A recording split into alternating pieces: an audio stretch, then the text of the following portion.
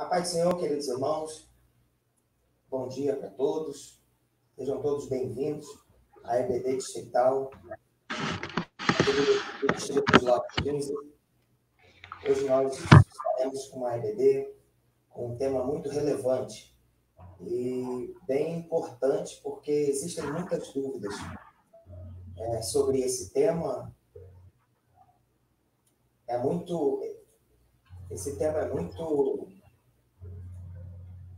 Esse tema é muito questionado nas igrejas, esse tema é muito perguntado e ainda gera muita dúvida, e por isso nós estaremos tratando esse tema hoje. Quero pedir a você que compartilhe com seus amigos, compartilhe com seus irmãos esta aula de hoje, compartilhe com a sua igreja, vai lá abre uma sala, né? Abre uma sala aí no seu Facebook, mande nos apps, porque a gente vai tratar desse tema hoje, é um tema bem relevante. O tema, ele é a doutrina do inferno, né? Hoje, dia 28/6/2020, iniciamos agora com os nossos professores, Josiane, Max Souza e Roberto Ornelas. Então, nós somos do distrito de Lote 15, sejam muito bem-vindos. Os professores também, assim que eles receberem a oportunidade, eles vão interagir com vocês, vão dar aí as boas-vindas e vão falar sobre o tema. Então, para a gente ganhar tempo e a gente já ir logo para o que interessa. Eu sei que você está compartilhando aí, já convidando seus alunos, sua igreja, é muito importante fazer isso. Então, a doutrina do inferno, e nós teremos no primeiro bloco qual a importância de se falar sobre a doutrina do inferno. Qual a importância, né, de se falar sobre isso? Segunda pergunta do primeiro bloco, qual o ensino bíblico a respeito do inferno? E como conciliar esta doutrina com a crença num Deus amoroso? Essas são as dúvidas que pairam, né, nas nossas igrejas, nos nossos alunos, e também para você que não é cristão, seja muito bem-vindo. Estamos aqui, nós somos a Igreja Metodista Wesleyana. Então, é importante tratar esse tema. Nós já vamos começar já com o bloco 1, com a primeira pergunta.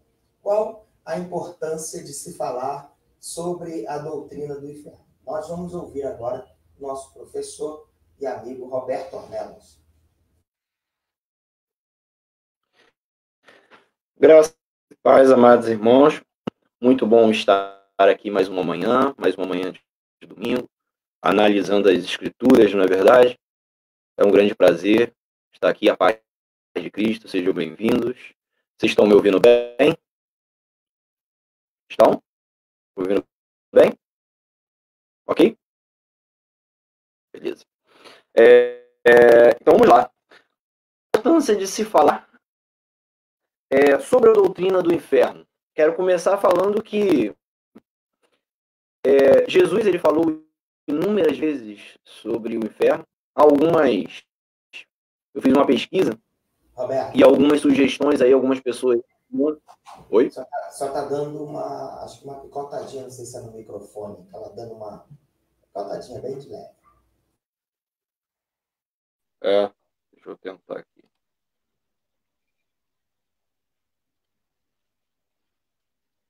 Acho que tá dando para entender, a fala dá para entender. Pode ser que eu... Tá. Melhorou, então melhorou. Vamos lá, vamos prosseguir. Melhorou? Algumas interpretações, algumas pessoas afirmam aí que tem 20 vezes o nome Jesus ensina sobre o inferno, ou fala acerca do inferno. Outras dizem que é um pouquinho mais, 30 vezes. Mas essa quantidade não é o que deveras é importante, né? O importante é nós entendermos que Jesus teve essa preocupação, sim, para ensinar acerca do inferno. Não só Jesus também, como os pais da igreja, os apóstolos no início, tiveram sim um interesse em relação a ensinar sobre o inferno. E se eles tiveram, de fato, principalmente Jesus, né, teve interesse em ensinar a respeito do inferno, nós também temos que ter esse mesmo hábito, né, de falar sobre o inferno. Aí você me pergunta, mas por que falar sobre o inferno? Primeiro porque ele é real, ele não é fictício, o inferno é real. Ele é algo que vai acontecer, ou seja, já está programado, e nós devemos alertar as pessoas. Porque quando olhamos para a Bíblia, nós entendemos, né, que o inferno ele não foi feito para homens. O inferno ele foi feito, na verdade, para os demônios. Mateus 25, 41. Fica muito claro isso. Foi feito para o diabo e para os seus anjos. Mas algumas pessoas vão parar lá. Então nós temos que alertar essa quantidade de pessoas, maior quantidade de pessoas, para que fujam. Jesus vai usar essa expressão para que fujam da ira vindoura, para que não venha sofrer e padecer no inferno. Então esse é a real motivação pela qual nós ensinamos e falamos sobre o inferno. Isso deve estar dentro de nós. Nós devemos ensinar isso, sim. Então, conseguindo me ouvir? Ok? Posso prosseguir? Perfeito. Então vamos lá. Eu quero compartilhar com vocês. Primeiro eu já falei que o inferno ele é real. Ele não é algo fictício, assim como pregam os universalistas, né?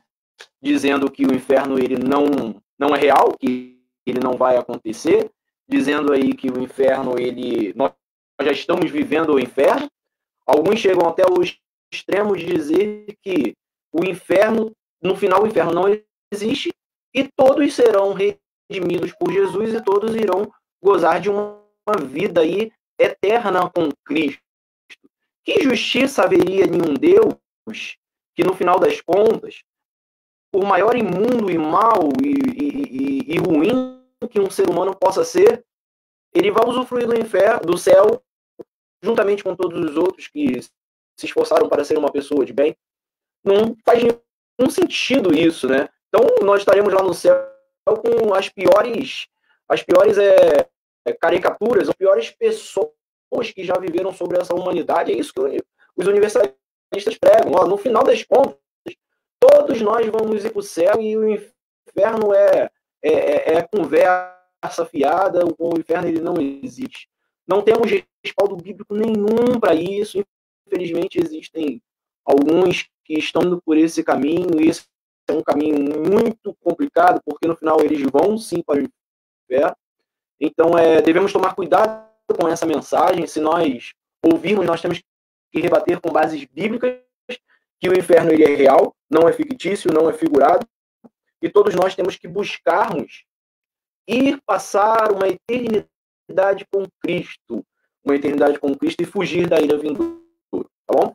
Quero deixar menção de três teólogos que eu achei muito, muito importante. O primeiro, do escritor, pastor e teólogo Steven Lawson, que diz assim: Jesus foi um pregador do fogo, do inferno e da condenação. Os homens nos púlpitos fariam bem em seguindo o exemplo de Cristo em sua pregação. Quer dizer, ele nos chama a atenção aí a esse respeito, né? Que Jesus ele fez isso, ele pregou o inferno, ele anunciou o inferno para que as pessoas pudessem fugir dele. E aí nos resta também fazer o mesmo, né? Copiar a Cristo e dizer, olha só, e é isso que nós estamos fazendo aqui. A nossa igreja está tendo esse cuidado, essa cautela de pregar e falar, o inferno existe. Tem muita gente que vai para lá, cuidado, foge disso. O segundo foi Adam Tosser, que é mais conhecido como A.W. Tosser, é pastor, né, do século 20 ou 21, e ele diz o seguinte: precisamos de pregadores que pregam que o inferno ainda é quente, que o céu ainda é real, o pecado ainda está errado e a Bíblia ainda é a palavra de Deus. Forte, né?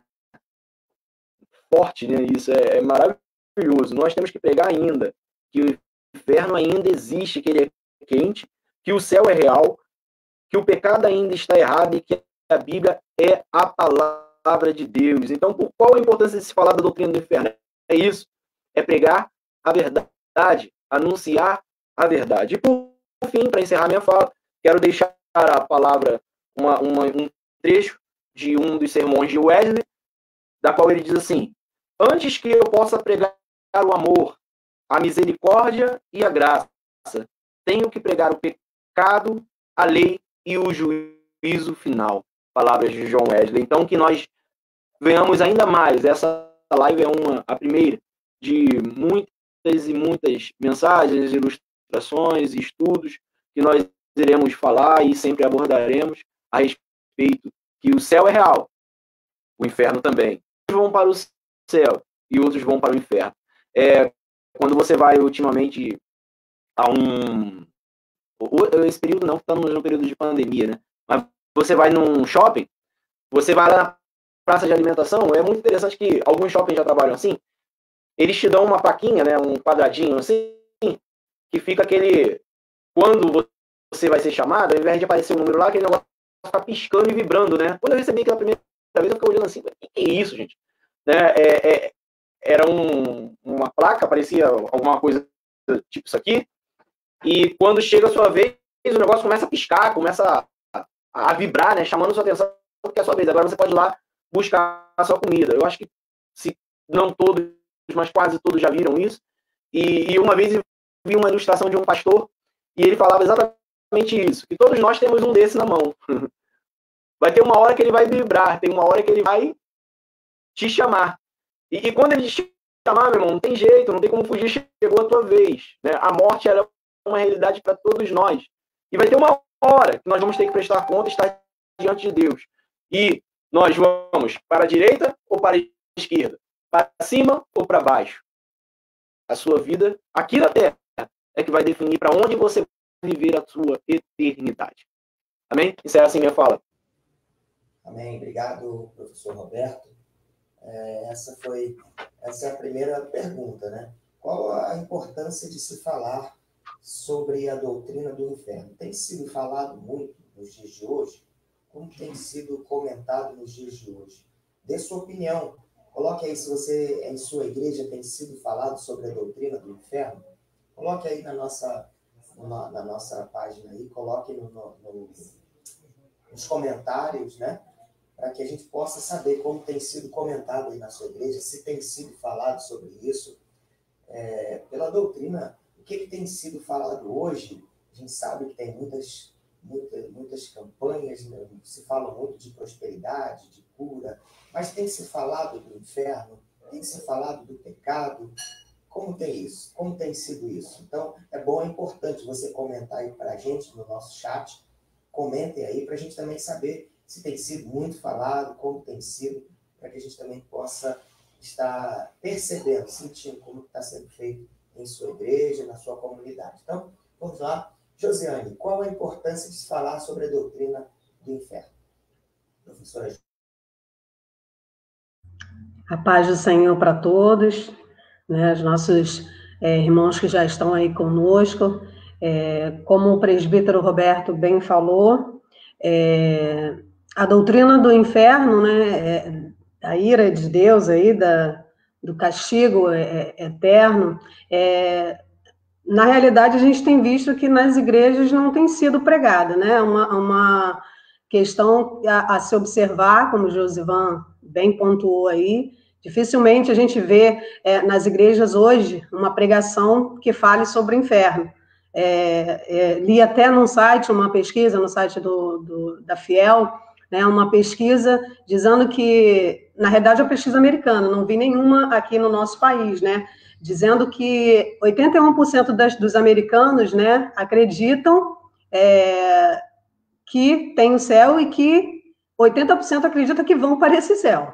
Né? 61% acreditam no inferno, mas apenas 1% creem que poderão ir para lá. Né? Então, dada essa pesquisa e dada outras pesquisas com pastores também, que dizem que já não é tão atraente, né? As igrejas precisam hoje atender os seus consumidores, né? O evangelho hoje está com uma outra conotação, uma outra configuração, onde pregar sobre isso nos púlpitos vai espantar, né, o fiel, vai espantar aí a clientela. Então, não há um interesse hoje de pregar a doutrina do inferno, né? Mas ela é urgente por quê? Né? Porque depois da morte, né, vai ser tarde demais. Então, a igreja precisa, sim, né, nos seus púlpitos, pregar, sim, como disse João Calvino, a pregação é a exposição pública da Escritura pelo homem enviado de Deus, na qual o próprio Deus está presente em juízo e graça. né? Então, na pregação não se prega só a graça, né? Temos que pregar as partes aí que são impopulares, né? Quanto às questões do inferno, que estão desde lá o Antigo Testamento, né? Os profetas já advertiam o povo. Então, no Antigo Testamento a gente vê, né? E no Novo Testamento não é diferente, como o presbítero bem colocou. Muito se fala que Jesus pregou muito sobre o amor, né? Mas, na realidade, Jesus foi um pregador intenso, né? Acerca das últimas coisas, né? Acerca do inferno, principalmente. Em várias passagens a gente vê Jesus, né, como já foi falado, dizendo, olha, se o teu braço te faz pecar, ó, arranca, melhor, né, ir para o céu, faltando aí uma parte, né, do que você perecer o teu corpo inteiro no inferno. Então, a pregação do inferno, ela é uma pregação que está sumida dos púlpitos das igrejas, né, porque as igrejas hoje, elas não querem, né, elas querem ser atraentes e não exigentes, né, é uma realidade triste de falar, mas não é pregado. Então, daí a pesquisa, 1% acredita que pode ir para o inferno, né, se o ser humano soubesse, né, da intensidade, né, do mal que ele tem por conta do pecado, né, ele saberia que a justiça de Deus, ela deveria ser efetuada, né, a ira de Deus deveria ser efetuada sobre nós. Então, a primeira importância aí é que depois da morte não tem como, então a igreja precisa pregar, a doutrina ela tem que voltar, né, ela tem que voltar aos púlpitos, né, às nossas escolas, às nossas literaturas, até uma pesquisa sobre trabalhos acadêmicos sobre o inferno já não se tem, porque não há um interesse, né, a mensagem é tão impopular que não há um interesse em se redigir, de repente, um material, né, acerca disso. Então, nós temos aqui também algumas questões a falar sobre por que é tão necessário. Primeiro, porque o caráter de Deus santo exige que seja pregado, né? É uma parte essencial da perfeição moral de Deus e seu ódio pelo pecado. Então, todo pregador deve anunciar a ira de Deus, né? É necessário, faz parte da pregação. Alguém disse que a pregação não é um cotonete, né? Ela não serve para ir limpar só os seus ouvidos. Ela é não é isso? Ela é uma espada de dois gumes. Então, tanto ela afaga, quando ela também, né? Ela tem o seu lado aí de graça, mas tem o seu lado de ira também. Ela é uma espada que tem que cortar aí para os dois lados, né? Então, primeiro é isso. Segundo, já até falei aqui, adiantei, o ministério dos profetas exige. O Antigo Testamento está lotado aí de advertências, né, acerca de juízos futuros, da ira futura de Deus. E João Batista também fala em Mateus 3,7 sobre a ira vindoura, né? De Moisés até João Batista ali, a gente tem uma pregação intensa acerca de um juízo que há de vir. Terceiro, a pregação de Cristo exige, como já falamos aqui, Jesus pregou mais sobre a ira de Deus do que o amor de Deus. Ele alertou, né, intensamente acerca do inferno, o fogo do inferno. E aí, em Mateus 5:22, aí eu trouxe um exemplo, né? Eu, porém, vos digo que qualquer que sem motivo se encolerizar contra o seu irmão será réu de juízo. E qualquer que disser ao seu irmão raca será réu de sinédrio. E qualquer que lhe disser louco será réu do fogo do inferno. Então, estava presente aí intensamente na pregação de Jesus. Né? Em quarto lugar, trouxe aqui para vocês também, né, que a glória da cruz exige. Né? Então, para quê? Se não há, como o Roberto bem disse, se não haverá uma punição, porque que teve toda a obra de Cristo na cruz. Se não vai ter uma ira divina, porque tem necessidade da cruz, né? Se todos vão ser salvos, né? Não haveria necessidade, então, da glória da cruz. Em quinto lugar, os ensinos dos apóstolos a exigem. Né? A gente vê Paulo pregando, a gente vê lá, principalmente lá em João, né? Ele falando acerca da ira do Cordeiro, né? Então, a gente vê que o Novo Testamento, né? Aí em sintonia com o Antigo Testamento, né? Ratificando a verdade de uma ira futura, né? Que vai acontecer e que depois da morte não haverá, né? Não tem purgatório, né? Conforme aí prega aí a doutrina católica, não tem como você morrer e ser purificado e receber uma segunda chance, né? Hebreus é bem claro em dizer, né? Depois da morte segue-se o juízo. Então, a doutrina do inferno, ela é uma doutrina que deve estar presente, tem que estar presente, né? Para trazer, sim, a gente gosta de falar sobre temores reais, né? Como se o temor de perder a sua alma não fosse real. Né? A gente diz, olha, não vai por ali não, porque ali é proibido, não nade, né? Quando você vai numa praia, né, principalmente essas praias aí que tem correntes aí mais violentas, né? Tá lá, né, um aviso, né? E todo mundo fica preocupado, né? Mas quando acerca da tua alma, né? Por que você não se preocuparia? Né? Se a tua alma ela é imortal, né? Se a gente está falando de eternidade, né? E não de temporalidade. Então é necessário sim a pregação da doutrina do inferno. Essa é a importância. Obrigado, Josiane, a nossa professora. Bacana. E eu vi aqui que o Josué Viana, ele colocou: como pregar no inferno se o povo vai para a igreja para se sentir bem? Infelizmente, somos a geração do crente modinha. Foi o que a Josiane acabou de falar. E aí, também, vendo a fala da Josiane, olha o que diz Mateus 3. E naqueles dias apareceu João Batista pregando no deserto da Judéia e dizendo: arrependei-vos porque é chegado o reino dos céus.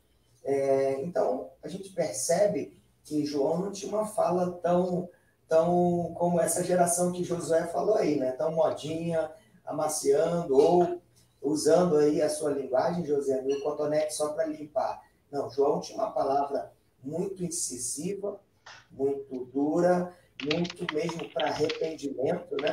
Como que vocês vão fugir da glória futura? Arrependei-vos, quer dizer, transformação de vida. Então, é bem isso mesmo. Esse evangelho precisa a gente sabe, a gente tem visto, né, o bispo Caleb falando muito a respeito de palavra, o último quintal teológico, Max pode nos falar bem melhor aí, o último quintal teológico que nós participamos lá com a presença do bispo Caleb, o pastor Eliseu Gomes, entre outros. O que a gente ouviu foi ele falar que tem que ter a palavra, a oração, não ficar de fora. Então, e o avivamento, o aquecimento do coração em respeito ao evangelho, mas sem deixar de confrontar o pecado. Então, precisa sim falar, é importante mesmo, e nós vamos ouvir agora o nosso professor Max, nosso querido professor Max. Qual a importância de se falar sobre a doutrina do inferno? Seja bem-vindo, Max. Amém. Para todos, bom dia. Prazer mais uma vez estar aqui com vocês. Bom, os irmãos já colocaram muito bem aí, acho que já deram razões suficientes para que a gente possa ser convencido da necessidade de se falar sobre esse assunto, né? O presbítero Roberto falou da questão de que Jesus ele ensinou sobre isso, aliás, ensinou bastante sobre essa realidade.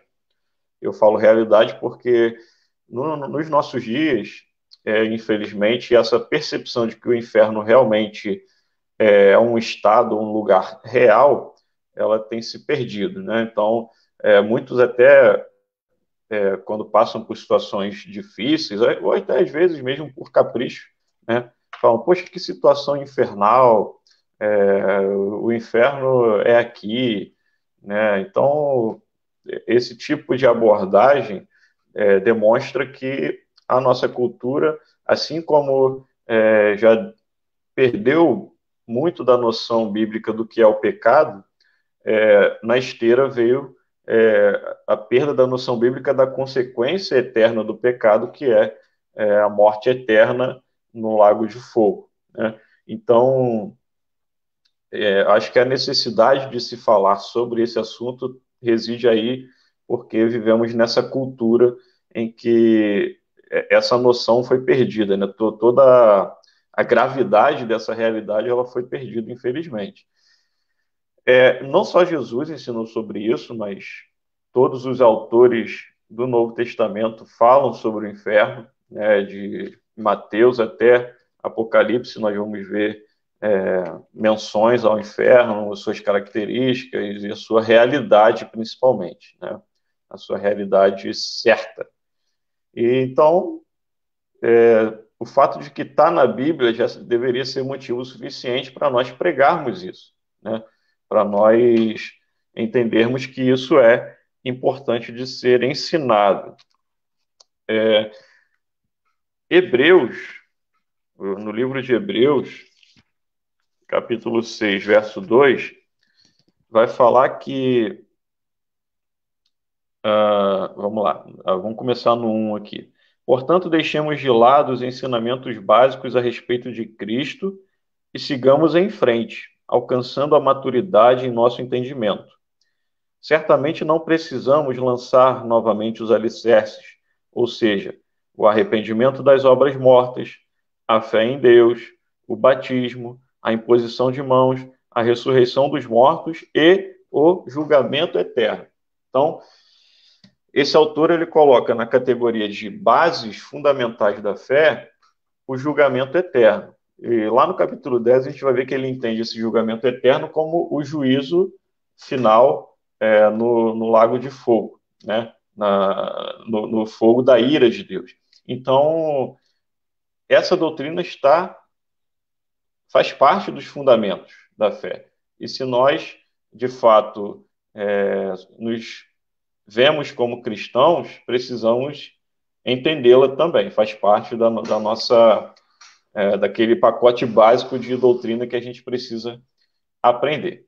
Para terminar aqui, né, só uma citação do grande pregador Spurgeon, que ele fala justamente desse fato de que, se está na Bíblia, tem que ser pregado, né?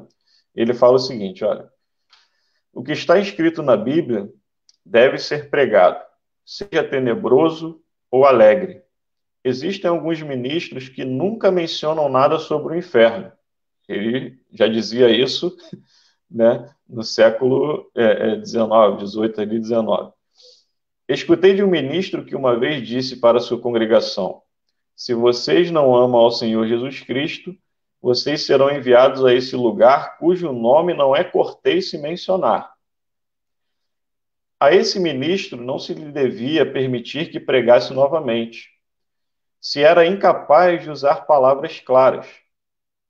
Agora, se eu vejo que aquela casa está pegando fogo, vocês acreditam que eu ficaria imóvel dizendo: eu acho que ali está se desenvolvendo uma combustão? Não. Eu gritaria: fogo, fogo, e então todo mundo entenderia o que estou dizendo. Então ele diz, olha, não só se deve ser pregado sobre o inferno, porque é uma doutrina bíblica, mas também deve ser pregado de maneira clara, direta, sem eufemismos, né? Como esse pregador que usou, o lugar cujo nome não é cortês se mencionar. Não, irmãos, que possamos pregar de fato e ensinar que o inferno é uma realidade e ensinar isso em toda a sua gravidade. Obrigado, Max. É isso. Eu também separei um texto, que diz: e um dos malfeitores que estavam pendurados blasfemava dele, dizendo: se tu és o Cristo, salva-te a ti mesmo e a nós. Respondendo o outro, repreendia-o, dizendo: tu nem ainda temes a Deus, estando na mesma condenação? E nós, na verdade, com justiça, porque recebemos o que os nossos feitos mereciam, mas esse nenhum mal fez. E disse a Jesus: Senhor, lembra-te de mim quando entrares no teu reino. E disse-lhe Jesus: em verdade te digo que hoje estarás comigo no paraíso. Então, não tem como não falar, não tem como não anunciar isso. E como foi dito, que realmente precisa se falar do reino de Deus, do reino das trevas. Parece que hoje essa palavra, quando você fala na igreja, as pessoas dizem: não, isso aí é uma ficção, isso aí porque isso foi muito falado em desenhos, em filmes, como algo de ficção, como algo que não existe, mas é real e precisa sim ser pregado. E ontem mesmo, fazendo alguns estudos, fala da admoestação, fala da exortação em amor.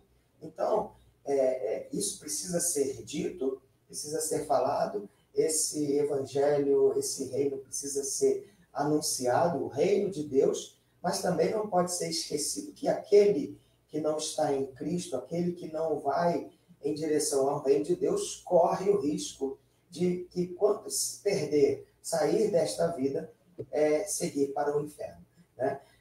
Então, é importante, sim, obrigado aos professores, foram bem claros.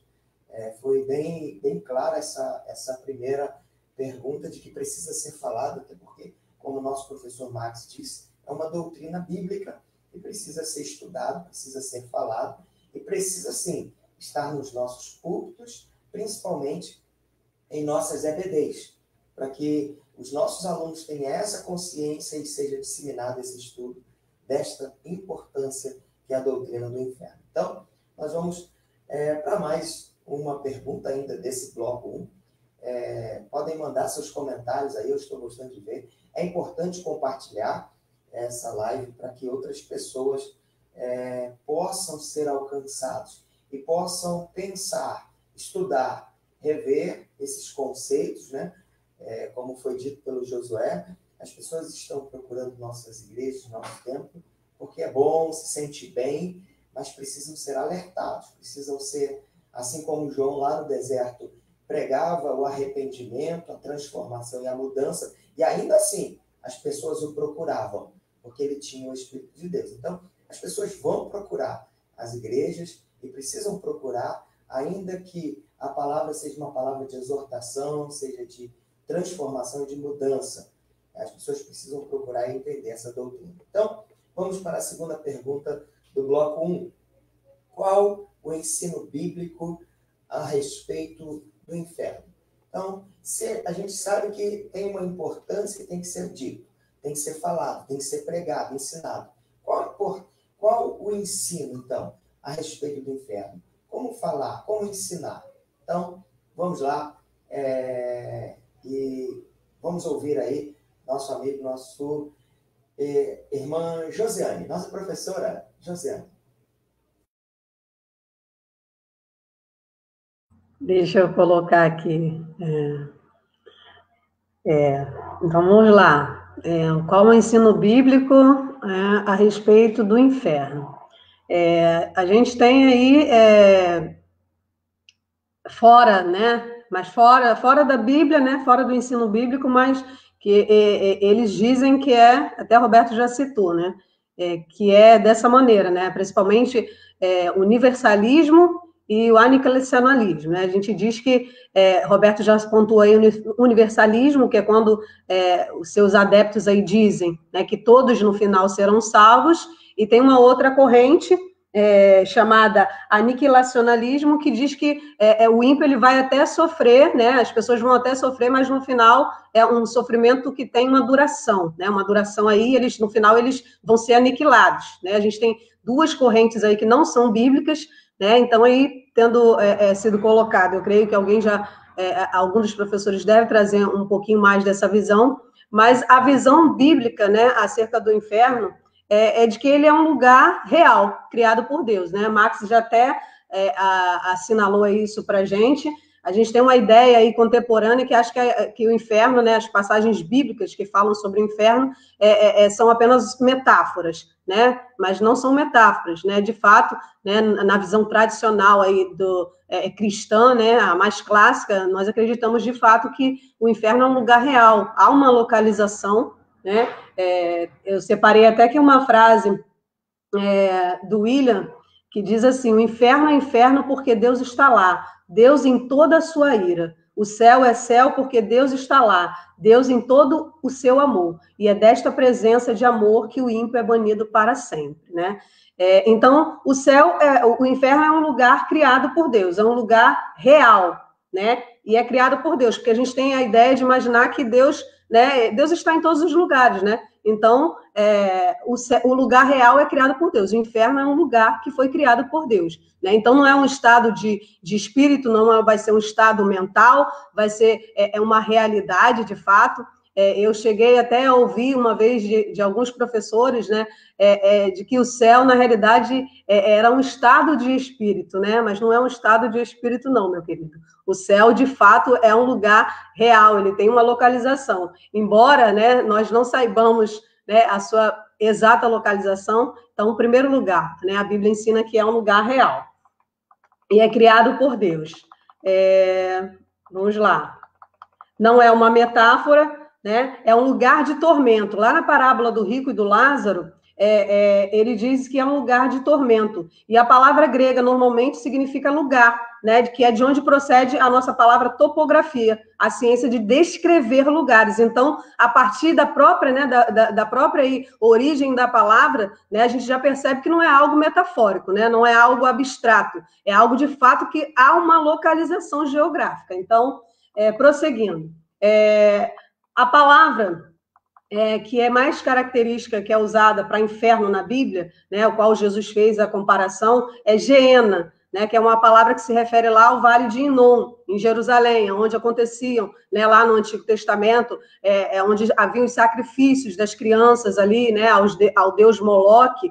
E ali era um local mesmo que Jesus fez essa metáfora, não para dizer que não era um lugar real, mas era para você, né, na visão humana, ele quis, né, deixar você saber mais ou menos, você ter uma prova de como seria terrível esse lugar. Se o Vale de Inom, Geena, né, que ele se refere, já era um lugar terrível, onde era tipo um lixão, né? Um lixão ali onde eram jogadas carcaças de animais, também prisioneiros mortos, e ali tinha um fogo que não se apagava, né? E, de fato, onde há decomposição humana, há vermes, né? Por isso que Jesus usa essa palavra Geena, para se referir ali ao Vale de Inom, para a gente ter mais ou menos uma ideia, né? Assim como o autor lá em Apocalipse, ele fala do céu, né? Ele nos traz metáforas ali do céu, para que na linguagem humana nós imaginemos, né? Aproximemos aí da realidade do céu. Jesus também se utiliza aí falando sobre isso.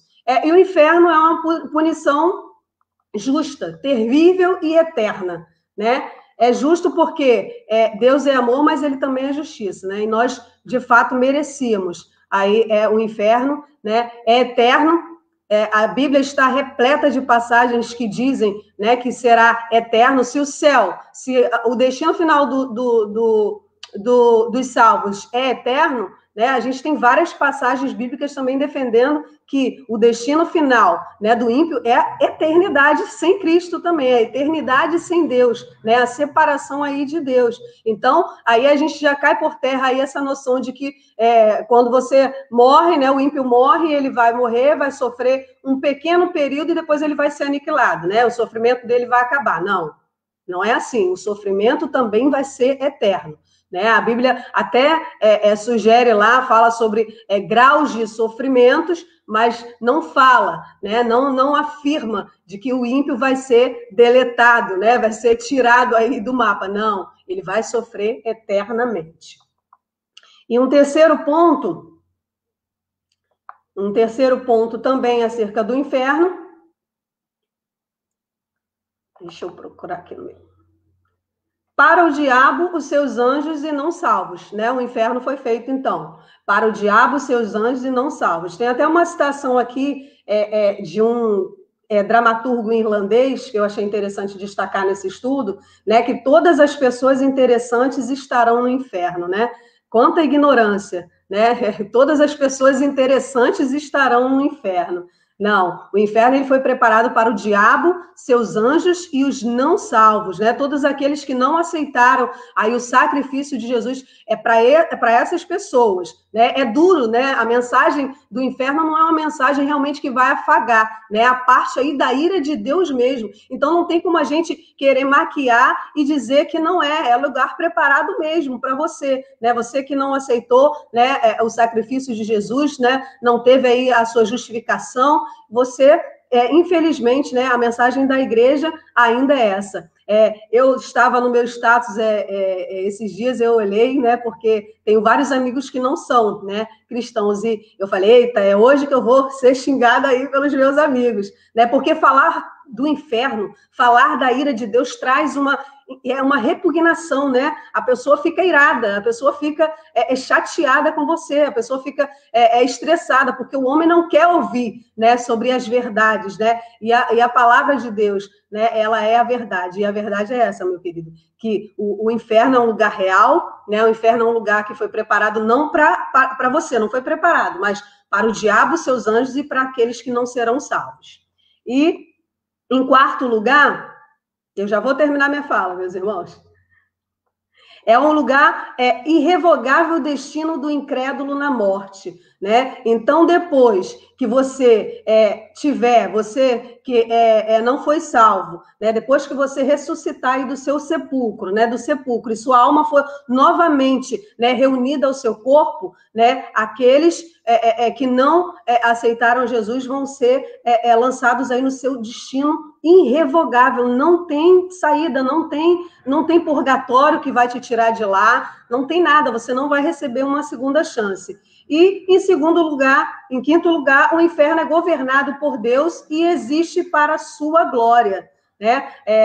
De algum modo, dizem aí que o inferno, né, é onde o diabo vai reinar, né? Eu separei uma citação aqui de alguém dizendo que o diabo estará livre no inferno, não. O inferno também, ele é governado, vai ser governado por Deus também, né? O diabo vai ser lançado, a palavra diz que ele vai ser lançado, ele não vai governar, né? Não há uma vitória, né? Não há vitória do nosso adversário quando o findar de todas as coisas. Por quê?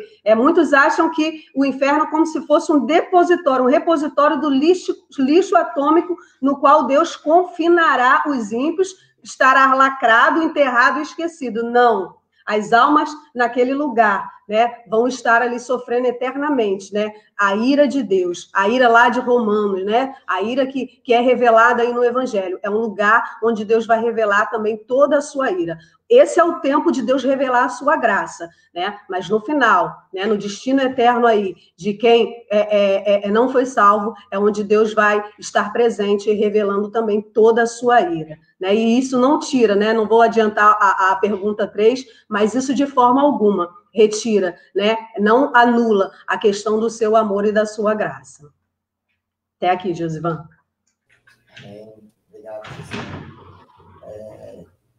Muito bacana, e a gente tem percebido essa ausência desse ensino bíblico e desse esclarecimento. Como você mesmo falou, a gente tem encontrado dificuldades de ter um embasamento bíblico ou a reunião desse embasamento bíblico, até para desmistificar isso para a própria igreja, né? Porque o que você falou é o pensamento realmente de muitos, né, de que ele vai ter um lugar dele lá e que ele vai reinar, né? Eu ouvia-se muito falar isso, de que ele vai ficar lá atormentando as pessoas, ele vai ficar lá, né, como dizia os desenhos, com a espada ou com o garfo, e ali atormentando as pessoas. Então é bacana, bem esclarecedor, Josi, e aí precisamos mesmo nos aprofundar. Presbítero Roberto, nosso professor querido, qual o ensino bíblico a respeito do inferno? Amém. Vamos lá. O inferno é falado na Bíblia, ensinado na Bíblia, só que a Bíblia ela foi originalmente escrita em grego e hebraico, né? Uma pequena parte ali em aramaico. E quando nós fazemos a interpretação, a tradução da palavra inferno para o latim, ou para chegar até o português, nossa língua nativa, nós precisamos adaptar algumas coisas. E essa adaptação, ela é muito difícil, principalmente no quesito da palavra inferno. Porque a palavra inferno Vocês não estão me ouvindo? Estão me alertando aqui que está meio ruim. Está conseguindo ouvir meu áudio?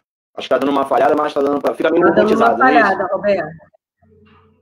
Mas está conseguindo ouvir ou não? Melhorou. Mas dá para entender? Tá.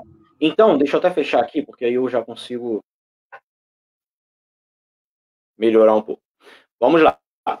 Então, existem tanto no grego, quanto principalmente no hebraico, existem algumas palavras que são originais da língua, que nós devemos fazer uma análise para nós entendermos claramente o que cada texto está querendo falar. No grego, tanto no grego quanto no hebraico e no aramaico, existem 5 palavras que são usadas biblicamente no seu original, que é o Sheol, o Tártaro, Abismo, Hades e Gena. Infelizmente, não tem tempo de falar dos 5. Eu separei aqui os 2 que eu considero mais importantes e vou trazer uma simples análise para que os irmãos venham entender. O Hades, que é o que eu considero que seja mais falado na Bíblia, na antiga aliança era também chamado de mundo dos mortos. O Hades, ele é um lugar de tormento temporário. Josiane trouxe em menção Lucas, onde fala sobre o rico e o Lázaro. No versículo 23, Jesus está falando exatamente deste Hades aqui, ó. E no inferno, estando em tormento, levantou os olhos e viu de longe Abraão e Lázaro no seu seio. A Bíblia aqui está mencionando esse inferno aqui, da qual Jesus está falando, de fato, o Hades. E qual a diferença, então? Então, qual a diferença, então, do Hades? O Hades, ele é temporário. Quando o ímpio, aquele não cristão, quando nós morremos, quando todos nós morremos, o nosso corpo, ele vai para onde? Para debaixo da terra, né? Ele vai para a terra. Mas a nossa alma, a alma do ímpio, ela vai para o Hades. Ela vai passar um tempo ali naquele lugar de tormenta e de sofrimento, mas não é definitivo, é temporário. Isso até que Jesus volte para buscar a sua igreja e daí após o juízo final. Então é um período de temporário. Esse Hades é um período temporário. Os cristãos, eles não vão para o Hades, mas o corpo vai para a terra, e a alma vai para Cristo, não para o céu, onde nós viveremos a eternidade, mas sim para um lugar também de gozo temporário. Então, para ficar bem claro, muitas das vezes, como é que nós interpretamos isso? Analisando o contexto bíblico. Só podemos compreender analisando o contexto bíblico. E no contexto de Lucas 16, 23, nós conseguimos observar que Jesus está falando ali sobre o Hades. Mas, além do Hades, tem também a Gena, ou Gema, como alguns podem, de repente, trazer uma tradução aí um pouco diferente. Isso é relatado no livro de Marcos. Esse eu quero fazer um pouquinho mais de ênfase e até chegar aí ao encontro do que a nossa irmã Josiane falou a respeito lá do Vale de Rinom. Marcos, capítulo 9, do versículo 43, que diz assim: e se tua mão te faz tropeçar, corta. Jesus Cristo está usando ali uma analogia, falando só, é melhor entrar no reino dos céus sem as mãos do que ir para o inferno com ela. E ele vai dizer assim: onde lhes morre o verme, nem o fogo lhe apaga. Aí Jesus traz uma figura de linguagem ali meio estranha e difícil de interpretar, né? Aí ele prossegue dizendo, 45, e se teu pé te faz tropeçar, corta.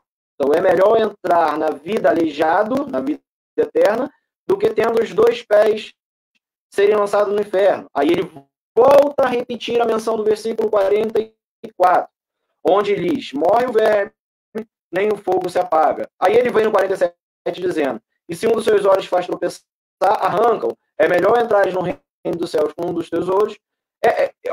Ou aí no 48 ele vai novamente prosseguir uma mesma analogia, onde lhes morre o verme, nem o fogo se apaga. Para que nós venhamos a entender isso, nós temos que chegar até o Vale de Rinom, aonde a nossa irmã Josiane já trouxe uma breve explicação. Por quê? Porque para os judeus da época, para o povo de Israel naquela época, eles interpretavam isso aqui com muita facilidade. Hoje nós olhamos assim e falamos assim, que figura de linguagem difícil de ser interpretada. Mas para eles era muito simples. Jesus estava falando de uma forma que eles entenderam de uma maneira muito clara. Por quê? Porque existia no sul de Jerusalém, na parte quase externa a Jerusalém, um vale que inicialmente, como a irmã Josiane falou, ela já até trouxe uma menção sobre esse vale, chamado Vale de Rinom, que inicialmente ele era um espaço onde se adorava o deus Moloque. O deus Moloque, ele possuía uma estátua de bronze, da qual a sua parte inferior era oca. E os pagões aqueciam aquela estátua, e quando o bronze estava bem, sabe, quando aquele bem brasa, bem vermelho, eles alegavam que Moloque estava querendo sacrifício.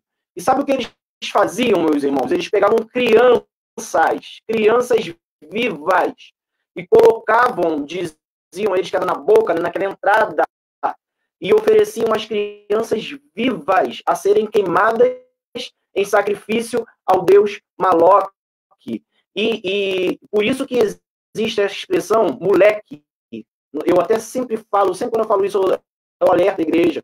Não chame seus filhos, seus irmãos, as crianças, nossas crianças, de moleque, porque moleque era o nome que se dava ao sacrifício que era oferecido ao deus Moloque. Aí dizia, aquele sacrifício, aquela criança, era um moleque. Ela era um sacrifício ao deus Moloque. Então, evite usar essa expressão, que faz uma referência pagã naquele período, principalmente ali antes do período neotestamentário. Quando veio ali o rei Josias, ele acaba com essa idolatria, ou ele destrói essa estátua por completo. E esse lugar chamado Vale de Rinom, também Geema, ele é totalmente destruído, a sua funcionalidade como o espaço pagão para oferecer crianças ao deus Moloque. Só que aquele espaço ele estava tão defundido, tão destruído, que ele foi aproveitado, como nossa irmã Josiane falou sabiamente, como uma espécie de lixão de todo Jerusalém. Tudo que era treco ruim, que não prestava para nada, eles pegavam e lançavam lá no Vale de Rinom. Tudo que se jogava era toda espécie de lixo de toda a cidade. Já imaginou, aqueles que já foram no Jardim Gramacho, ali no antigo lixão, né? Agora não existe mais, já teve oportunidade, eu nunca tive, eu só vi por vídeos algumas coisas. Já era um espaço deplorável, de muito nojo, um cheiro insuportável, tá? Eu fico imaginando que Vale de Rinom era mais ou menos isso. Imagine o cheiro que era levantado naquilo lá. E ainda não passava só de lixo, porque toda Jerusalém lançava também naquele lugar carniça de animais. Todos os animais que eram mortos se jogavam ali no Vale de Rinom. E mais, não para por aí. Todos os malfeitores, aqueles indivíduos deploráveis, quando morriam, sabe o que eles faziam? Pegavam seus corpos e jogavam no Vale de Rinom. Então, quando Jesus ele está falando, por causa... Aí, eu estou tentando ser breve aqui por causa do tempo. O que o povo de Jerusalém fazia? Tacava fogo para tentar minimizar toda aquela lixarada, aquele lixão, né? Em estado deplorável, e carniça em estado de decomposição. Eles tacavam fogo. Só que o fogo ele não se consumia, parecia não se consumir. Era tanto lixo que o fogo sempre permanecia. E se jogava no lixo e o fogo continuava. As carniças em estado de decomposição faziam um surgimento de bichos que comiam a carne. E quando se jogava mais animais, aquele bicho ia novamente comendo a outra carne. Bem nojento, né? Se falar sobre isso, né? Mas é a grande verdade. Quando Jesus ele traz essa menção, essa ilustração, a respeito de onde não lhe morre o verme, eu já vi alguns pregadores falar que da imortalidade, de seres imortais, não é nada disso, amados. Jesus está usando uma figura de linguagem para que o povo viesse a entender. Para hoje, essa interpretação é difícil, porque nós não conhecemos Vale de Rinom, não conhecemos Geema. Mas eles viam aquilo, e eles viam que os bichos que comiam as carniças pareciam que não morriam. Por quê? Porque sempre tinha bicho. E se jogava outra carniça, mais bicho, e sempre bicho. E as pessoas iam observar, tinha bicho comendo carniça. Então o verme parecia não morrer. E nem o fogo se apagava. Por causa do quê? Por causa do lixo orgânico. Então aquele fogo, ele parecia não se eliminar. Jesus ele traz essa figura de linguagem para mostrar para o povo, olha só, tá vendo aquele lugar medíocre, horrível, horrível? É esse lugar da qual os ímpios vão viver. Aí você vira para mim e fala assim, só para eu encerrar aqui. Você vai virar para mim, mas você falou que o Hades é o lugar temporário. Sim, Hades é o lugar temporário. Mas por ocasião da vinda de Cristo, justamente com a sua igreja, para proceder assim com o juízo final, as almas daqueles que estavam perdidos, elas sairão do Hades e elas serão lançadas na Gena. A Gena é o lugar de tormento eterno. Dali não tem como sair. John Wesley, ele faz menção, eu não anotei essa mensagem, essa palavra de John Wesley, não lembro agora exatamente como é, mas ele fala assim, que louco é aquele que troca 70 anos, porque a vida média do ser humano na atualidade é 70 anos, que troca 70 anos de gozo de uma vida de usufruir de coisas carnais por uma eternidade de sofrimento. O sofrimento é eterno. Gena, apesar de... Porque a Gena ela vai ser inaugurada ainda, né? Ainda não existe, ainda não foi inaugurada, ela será inaugurada no fim dos tempos, após o período de grande tribulação, pelo diabo, pela besta, né? E por todos aqueles da qual o nome não estiverem escrito no livro da vida. Então aí eu quero deixar um alerta, eu louvo a Deus, porque nós somos uma igreja séria, que tem um compromisso com a palavra, e nós estamos pregando aqui, ao contrário do que alguns irmãos já mencionaram aí, que eu vi alguns comentários, que a igreja só prega prosperidade, só prega maravilhas. Nós estamos aqui, a igreja metodista wesleyana está aqui, pregando e anunciando que existe céu e que existe inferno. E o inferno, a Gena, é um lugar de tormento eterno. Aqueles que serão lançados lá serão o diabo, o demônio, serão o anticristo, a besta e todo aquele que não aceitar a Jesus. Todo aquele que viver uma vida de promiscuidade, todo aquele que viver uma vida de pecado, todo aquele que alimentar a sua carne, todos aqueles que não nascer de novo. Se você não tiver o teu nome no livro da vida, você vai viver na Gena, você vai viver tormento eterno. Por isso, viva uma vida dedicada, 70 anos de viver de acordo com a vontade de Cristo, e você viverá uma eternidade com Ele, usufruindo de uma vida maravilhosa. Então é isso. Eu teria mais coisa para falar, mas o tempo é curto, então vou passar a palavra. Amém? Obrigado, presbítero Roberto. Bem esclarecedor para esse tema que é bem, bem importante. Os comentários que nós estamos ouvindo em nosso chat que é pouco falado, né? É pouco falado do inferno ou das consequências de não se observar a palavra de Deus e o evangelho da salvação em Cristo. Se fala muito, né, da prosperidade, se fala muito do ensino da prosperidade, se fala muito da adoração em si, se fala muito de viver bem, de viver... E alguns acabam até absolvendo esse viver bem e acabam esperando só em estar nesse tempo, nessa vida, né? Agregam tudo nessa vida sem prospectar uma vida eterna, uma vida com Cristo, é o que você acabou de falar. E tem um texto que diz que se esperamos em Deus somente nessa vida, podemos ser considerados como um dos mais miseráveis dos homens. Então, eu vou, assim que eu passar aí para o Marcos, eu vou colocar esse texto no chat para que vocês possam acompanhar. Então, o que parece, o que é percebido, que, inclusive, até a igreja, em algum momento, ela também prospecta ou começa a falar de viver só nessa vida e viver muito bem, e confundem a vida plena, que a vida plena é todos os aspectos, não só nessa vida, como numa vida eterna. A vida plena em todos os aspectos, sentimental, emocional, física, financeira. A partir do momento em que o homem ele tem um encontro com Jesus, que ele aceita o evangelho de Cristo, essa vida plena ela começa a se desenvolver na vida dele e ele se distancia do caminho do inferno.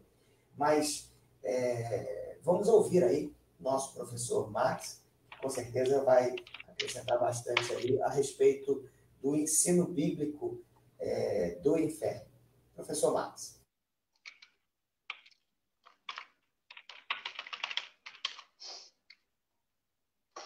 Amém. Bom, a vantagem de você falar por último é que você pode só resumir o que o pessoal falou, né? Mas eu vou tentar não ser redundante, porque a Josiane e o presbítero Roberto já trataram de maneira bastante ampla aí as questões mais importantes, né? Eu vou tentar abordar apenas aquilo que não foi coberto, talvez tenha ficado aí sem jogar luz em cima. O Roberto falou bem sobre a questão das traduções, né? Que realmente elas, nesse caso, principalmente, elas não ajudam muito para a gente entender o que realmente significa a questão do inferno. E existe a mesma confusão. No passado a gente falou sobre o destino eterno dos justos, né? Falamos sobre novos céus e nova terra, porque muitos confundem o estado intermediário, ou seja, o estado temporário, com o estado final, né? Então nós acabamos achando que o paraíso é o nosso estado final e não um estado temporário. A mesma coisa acontece com o inferno, e o presbítero Roberto já falou bem sobre a questão do Hades como um lugar temporário, né? Um estado intermediário, e o Gehenna é o estado final. É claro, aí você tem a questão de você entender o Gehenna como o lago de fogo que está registrado lá em Apocalipse. Se você associa as duas coisas, o Gehenna é o estado final. E aí você entende melhor, né? Por exemplo, só ler dois textos aqui para deixar essa diferença bem marcada. Mateus 5, 22, Jesus fala o seguinte, olha: mas eu lhes digo que qualquer que se irar contra seu irmão estará sujeito a julgamento. Também qualquer que disser a seu irmão, acabado ao, e qualquer que disser louco, corre o risco de ir para o fogo do inferno. Nesse texto aqui, inferno é Gehenna, então seria o destino eterno, o destino final dos ímpios. Quando a gente vai para Mateus, capítulo 16, verso 18, Jesus fala o seguinte, olha: pois também eu te digo que tu és Pedro, e sobre esta pedra edificarei a minha igreja, e as portas do inferno não prevalecerão contra ela. E aí levanta a mão aí quem nunca pregou, né, que esse texto significa que a igreja ela está avançando contra o inferno, e o inferno nesse contexto significa o diabo e seus anjos e tudo, todo aquele exército, né? Então a gente vê a imagem de uma batalha. Até alguns vão usar a questão de que a porta é uma ferramenta de defesa, então a igreja está atacando, o inferno está resistindo, mas a igreja vai saquear o inferno, e, enfim, quem nunca pregou isso, né? Como dizia o meu professor Alexandre Belloni, no seminário, né? Se você pregou dessa forma, vai lá e devolve a oferta onde você pregou. Porque, na verdade, inferno aqui, ele significa simplesmente o mundo dos mortos, ou Hades. Então, o inferno aqui não é o Gehenna. Aliás, essa visão, daqui a pouco eu vou chegar lá, mas essa visão de que o diabo comanda o inferno, ela não é bíblica, tá, gente? A Josi até falou um pouco sobre isso já na sua fala. Mas, enfim, inferno aqui nesse texto é Hades, mundo dos mortos. Então, o que esse texto, na verdade, significa? Que a morte, o mundo dos mortos, não prevalecerá sobre a igreja. Por quê? Porque, como Paulo escreve em Romanos, capítulo 8, nós somos mais que vencedores até mesmo sobre a morte, né? Nós já vencemos a morte porque Cristo, na verdade, conquistou essa vitória para nós. Então, o que está dizendo aqui é que a morte não prevalecerá contra a igreja, basicamente, tá? Então, vejam a diferença de um texto para outro quando você coloca as palavras no seu lugar, né? Então, nesse caso, eu acho que seria muito mais preferível que os tradutores deixassem as palavras como estão. Em vez de traduzir por inferno, deixassem Hades, Guiena, porque aí nós teríamos aquele trabalho de pesquisar o que é o Guiena, o que é o Hades, né? Mas como coloca tudo como inferno, a gente acaba ficando acomodado e acha que tudo é a mesma coisa, mas são sentidos totalmente diferentes, como vocês puderam observar. Então, novamente, o Hades é o estado intermediário. O Roberto falou também sobre o Antigo Testamento, né, o Sheol,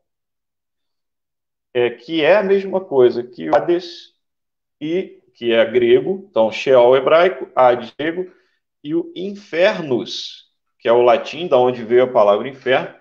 Todos esses termos querem dizer, assim, de maneira geral, né, o lugar dos mortos. Ou, na verdade, uma tradução mais literal seria um lugar de trevas, né, aquilo que está abaixo, subterrâneo, né? Por isso que enterrar os mortos, né, tem um significado bem importante. Então, isso precisa ficar claro. No Antigo Testamento, o Sheol tinha duas visões. Ou era a sepultura, era entendido como a sepultura, você foi enterrado ali naquela cova ou naquela caverna e acabou a sua vida na terra, né? Então, por isso que Eclesiastes vai falar que na sepultura, né, não há conhecimento, nem sabedoria, nem projetos, porque, de fato, ali acabou todo o nosso empreendimento humano aqui na Terra. Mas ele não está falando, na verdade, que cessou a nossa existência. Então, beleza. Então, o Guiena, por sua vez, é o nosso destino eterno, comparando-se ao Lago de Fogo em Apocalipse. Bom, os irmãos já falaram sobre as demais questões. Você tem também a palavra tártaro, né, que o Roberto citou. Por quê? A visão que se tinha antigamente era o seguinte: olha, o inferno, né, pensa um círculo aí divide esse círculo no meio. De um lado era o seio de Abraão, aliás, do outro o inferno, propriamente dito, o lugar de tormento, né?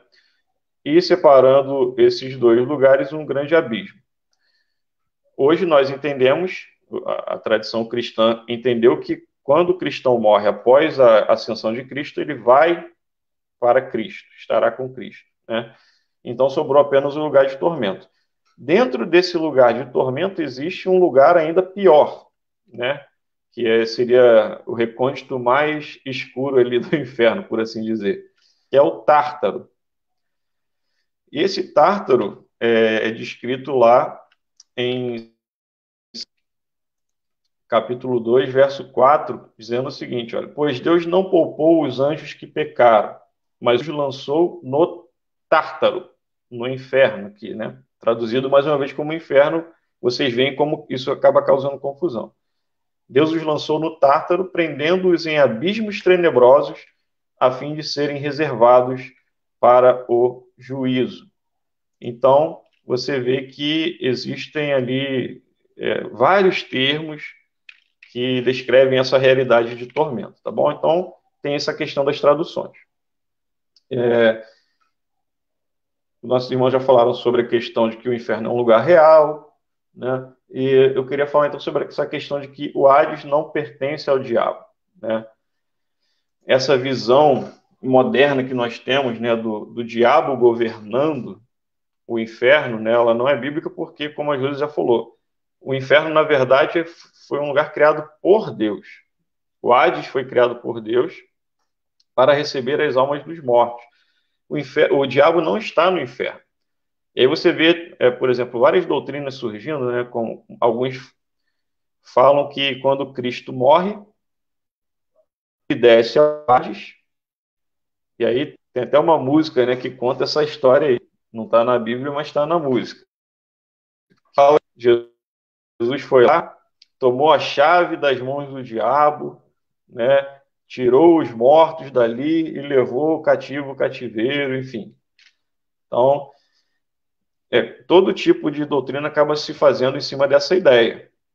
né? Então a gente precisa se ater ao que a Bíblia nos ensina. O inferno, o Hades, né, foi criado por Deus e o diabo não está lá. O diabo não está lá. Portanto, Deus não precisa tomar a chave da mão de ninguém, porque a chave já está na mão de Deus desde que ele criou essas coisas. Tá bom, gente? Então, Deus governa sobre tudo, inclusive sobre o inferno. Agora, lá no inferno, aparentemente, haverão diversos graus de punição, né? Tem até uma obra do século XIII, né? Tem até um irmão que citou ela aqui, que é a Divina Comédia de Dante, né? Dante Alighieri, que é um italiano do século XIII, e o seu primeiro livro dessa obra é justamente sobre o inferno. E aí eu não estou falando que isso é bíblico, tá, gente? Estou só falando que a literatura também atesta essa visão até medieval que existia sobre o inferno. E ele falava que o inferno tinha vários níveis, né? Ele tinha uma espécie de vestíbulo, ou seja, era uma antessala, um salão, e ali iam as almas recusadas por Deus e pelo diabo. Ou seja, existem umas almas que são neutras, né? Que ficam ali aguardando o que vai ser da vida delas. Depois vinha o limbo, depois vinham, de acordo com os pecados cometidos, vários níveis, né? Tinha os pecados sensuais, a glutonaria, né? A avareza, e aí por aí vai. Depois tinha o ponto mais baixo do inferno, né? Que era onde ficava o diabo. Ele se apresentava com 3 faces e 3 lobos, cada uma delas tragando, né, alguns homens, né? Judas, Cássio e Bruto são personagens da trama ali. Mas, enfim, essa não é a visão bíblica em si, mas já apresenta essa ideia de que no inferno haveriam graus de punição, tá? Então, existe essa ideia também. Mas o fato é que o inferno é, de fato, um lugar real, governado por Deus. A gente vai ver daqui a pouco, na última pergunta, as implicações que isso tem, tá? E é isso. Para não ser redundante falar das mesmas questões, eu fico por aqui. Obrigado, Max. Nosso querido amigo, nosso chefe, né, Max? O Vitor deixou uma pergunta que é quase isso aí que você já estava chegando lá. Então, vamos deixar ela para o próximo tema, essa pergunta do nosso professor, Vitor, nosso mestre. E fique à vontade também aí em querer participar com a gente. Sempre bem-vindo, né? E então, tem uma pergunta aqui que eu achei bem bacana. Deixa eu achar ela aqui. Vamos colocar ela aí. Vamos ouvir aí o Roberto, Josiane, e depois, se o Max também quiser comentar. Muitos falam que o inferno é aqui. Aí ela colocou aqui. Muitos falam que o inferno é aqui. Foi a Maria Goretti. Que nós, quando nós falamos do céu, explique, debatedores. Vamos ouvir aí. Josi, Roberto e Max aí. O inferno é aqui ou não?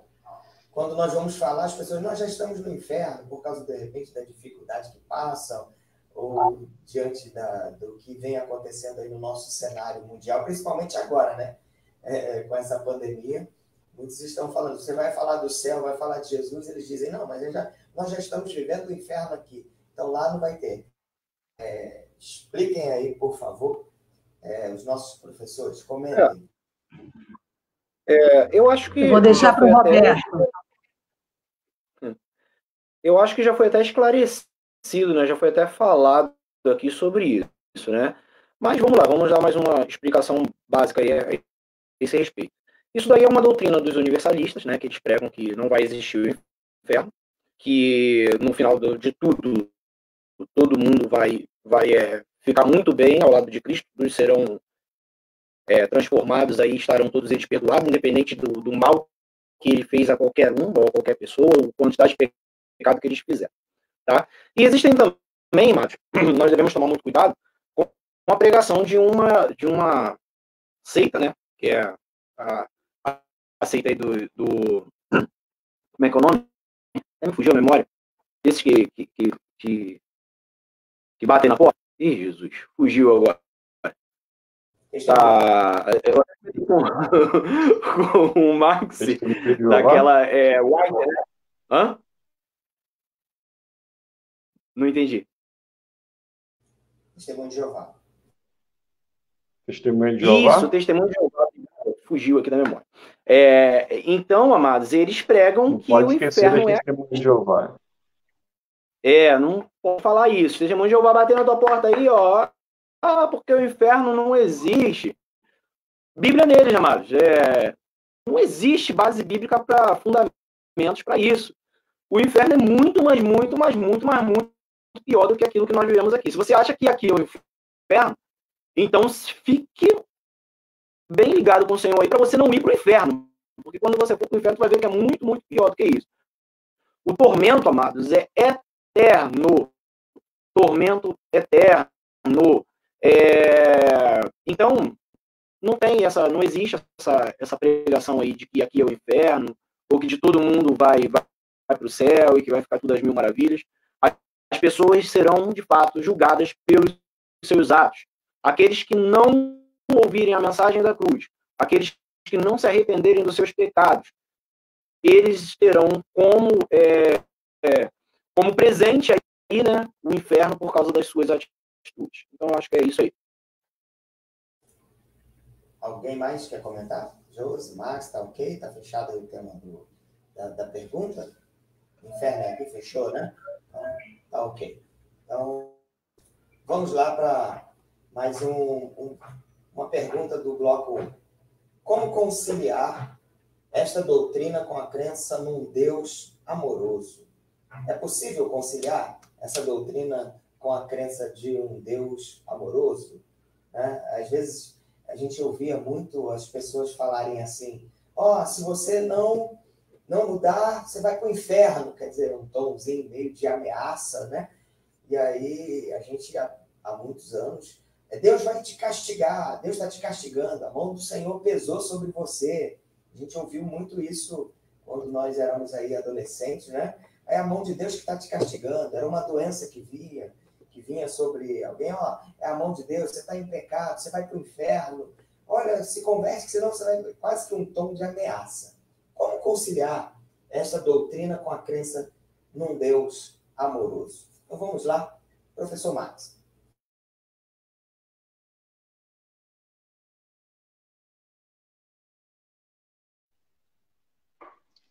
Beleza, vamos lá.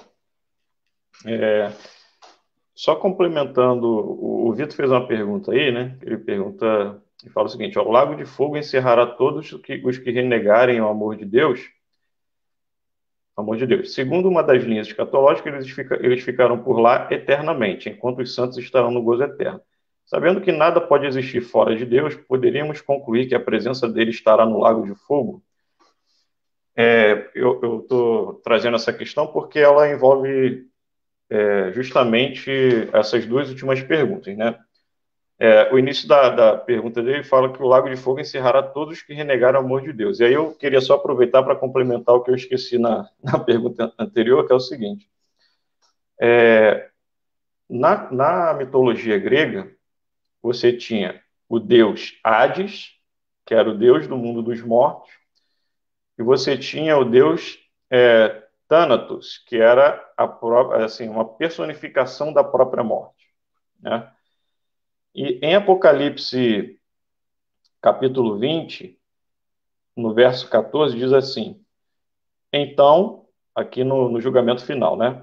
Então a morte, Thanatos, e o mundo dos mortos, ou seja, o Hades, foram lançados no lago de fogo. Então, veja, é interessante porque não só são coisas distintas, né?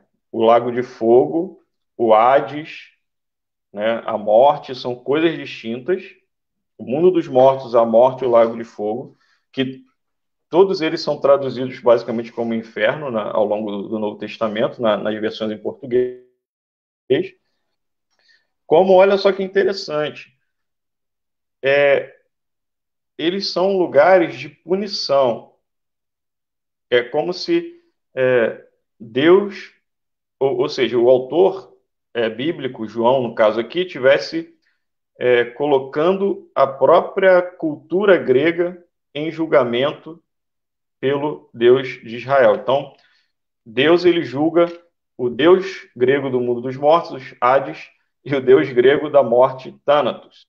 Então, o que João está falando aqui é que Deus é o único que, na verdade, tem o poder total sobre a morte e sobre o destino eterno das pessoas, né? Não é o Deus Hades ou o Deus Thanatos, não, mas o Yahvé, o Deus de Israel, é aquele que detém o poder final de julgamento, tá? E aí, seguindo aqui, eu só queria deixar essa conclusão aí da pergunta anterior. Mas seguindo aqui, na questão como conciliar esta doutrina com a crença num Deus amoroso, que também tem a ver com a pergunta do Vitor, né? Poderíamos concluir que a presença de Deus estará no lago de fogo? Acho que as duas perguntas têm a mesma natureza. Eu diria o seguinte, olha, tem várias escapatórias para essa questão.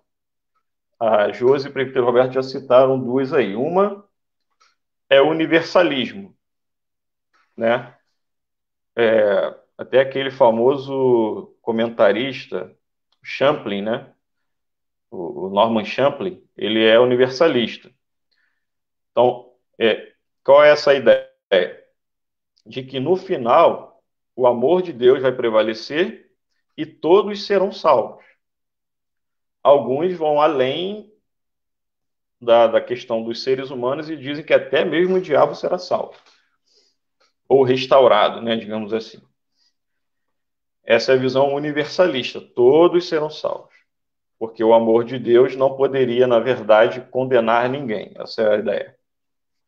A outra questão é o aniquilacionismo, que diz o seguinte, olha, Deus vai castigar, porém, por um certo período, e depois as almas serão aniquiladas, deixarão de existir e, portanto, deixarão de sofrer. Então, não há essa ideia de sofrimento eterno. Tá?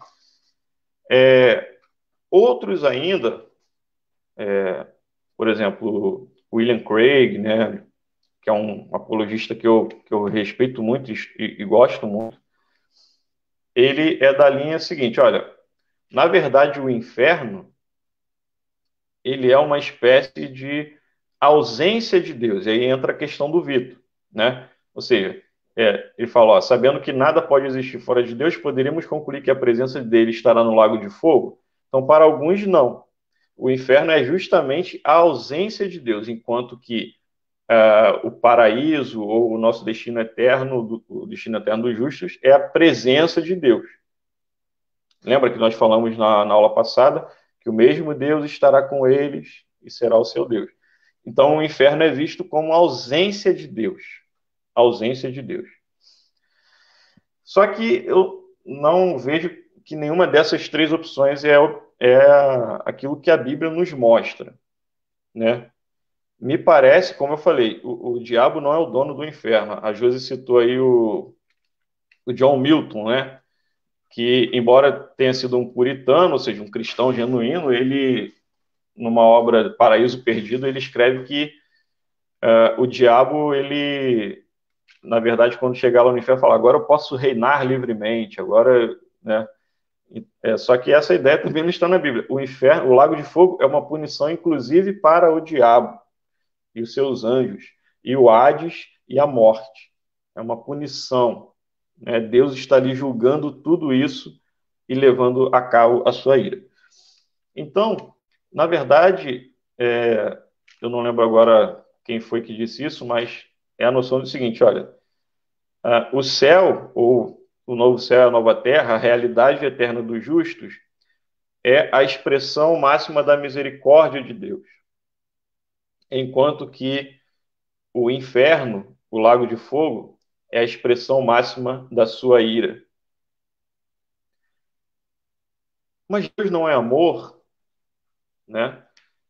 a gente costuma reduzir Deus a um atributo. Deus não se reduz a um atributo, aos seus atributos. Existe, o pastor Hernandes Dias Lopes fala isso, que eu acho muito interessante, né? Fala da glória de Deus. A glória de Deus é a soma de todos os seus atributos. E aí, quando a gente vai para a Bíblia, nós vamos ver que Deus não é só amor, ele é justiça também. Tanto é que, quando a gente lida com a questão da salvação, a gente entende por que que Cristo teve que morrer. Porque Deus não pode simplesmente fazer vista grossa. Ah, Deus é amor, então ele vai perdoar o pecado e simplesmente vai fazer vista grossa e vai levar o pecador para o céu. Não, por quê? Porque para entrar no céu não basta você não ter pecado. Você tem que ter justiça. Só que nós não temos uma justiça própria porque a nossa natureza é pecaminosa desde que nascemos. Então, quando nós cremos em Cristo, cremos que o nosso pecado foi imputado sobre ele na cruz, e por isso ele pagou o preço pelo nosso pecado, e a justiça dele foi imputada sobre nós. Então agora nós somos justos, podemos adentrar aos céus e aguardar o nosso destino eterno. Então veja, a própria morte de Cristo mostra quão grave é o pecado e quão grande é a misericórdia de Deus. O problema é que nós perdemos esse senso de que Deus também é justiça. E perdemos o senso de quanto o nosso pecado fere o caráter de Deus. Então, eu vou finalizar com o livro de Hebreus, que fala o seguinte, no capítulo 10, a partir do verso 26. Se continuarmos a pecar deliberadamente, depois de ter recebido o conhecimento da verdade, já não há sacrifício que cubra esses pecados. Há somente a assustadora expectativa do julgamento e do fogo intenso que consumirá os inimigos. Pois quem se recusava a obedecer à lei de Moisés era morto sem misericórdia, com base no depoimento de 2 ou 3 testemunhas. Então veja, quem desobedecia à lei de Moisés era morto com base no depoimento de 2 ou 3 testemunhas. Aí ele compara, olha, imagine quão maior será o castigo para quem insultou o Filho de Deus, não insultou Moisés, insultou o Filho de Deus. E o autor de Hebreus, ele dedica ali uma boa parte para mostrar como Cristo é superior a Moisés, como Cristo é superior à lei, como Cristo é superior aos ritos judaicos, como a aliança de Cristo é superior à antiga aliança. Ou seja, Cristo é incomparavelmente maior. Logo, imagine quão maior será o castigo para quem insultou o Filho de Deus, tratou como comum e profano o sangue da aliança que o santificou e menosprezou o Espírito Santo que concede graça.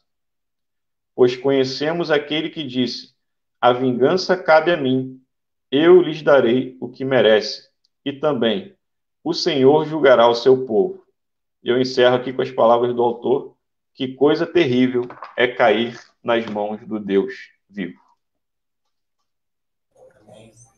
Obrigado ao professor Max, muito esclarecedor, pelos comentários e pelo nosso chat. Nós estamos vendo que o pessoal está gostando bastante.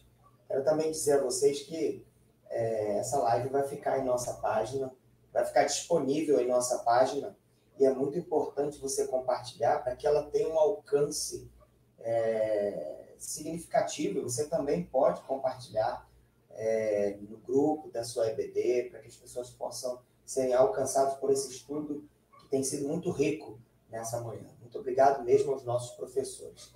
E obrigado, Max, pelas palavras e pela resposta. Então, já foi respondido aí ao Vitor, ao nosso professor. Né? Vamos continuar, então, ainda na terceira pergunta do primeiro bloco. Como conciliar essa doutrina com a crença num Deus amoroso? Roberto, querido Roberto.